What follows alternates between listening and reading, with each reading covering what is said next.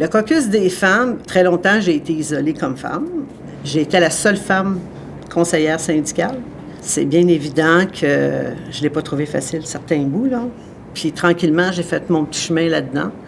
Puis à un moment donné, bien, je me suis rendue jusqu'à la vice-présidence. Il y avait un comité de conditions féminines ici. Et à l'époque, Clément Godbout avait dit à notre président, on aimerait ça avoir une femme qui viendrait siéger au comité des femmes de la FTQ. Fait que la femme n'était pas dure à chercher, j'étais la seule.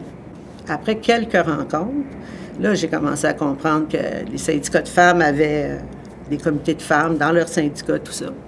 Et moi, à ce moment-là, je suis allée m'asseoir avec le président, qui était directeur canadien à l'époque, et je lui ai dit, si vous voulez que je continue à la FTQ, vous allez me permettre de bâtir un comité de femmes. On a bâti les statuts, là. Là, j'avais un exécutif. On les a fait adopter en congrès spécial des femmes, que par des femmes. Moi, je ne voulais pas que le 8 mars, Journée internationale des femmes, si je voulais faire un événement dans notre syndicat, que je sois obligée d'avoir une permission.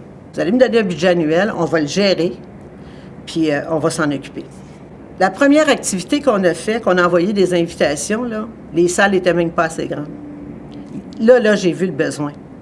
Parce que quand on est dans les métiers non traditionnels, c'est qu'on est isolés chacune dans nos milieux de travail. On est des petits groupes de femmes isolées, mais là, on les a mis ensemble dans une même boîte, là. Là, ça voulait dire que les femmes avaient une voix au syndicat des Teamsters. Là, ça a tout changé. En tout cas, ce que je dirais aux jeunes femmes d'aujourd'hui, là, c'est que de garder ce que vous avez, c'est parce qu'il y a des femmes qui se sont battues pour ça. L'implication des femmes, il faut qu'elle soit là plus que jamais.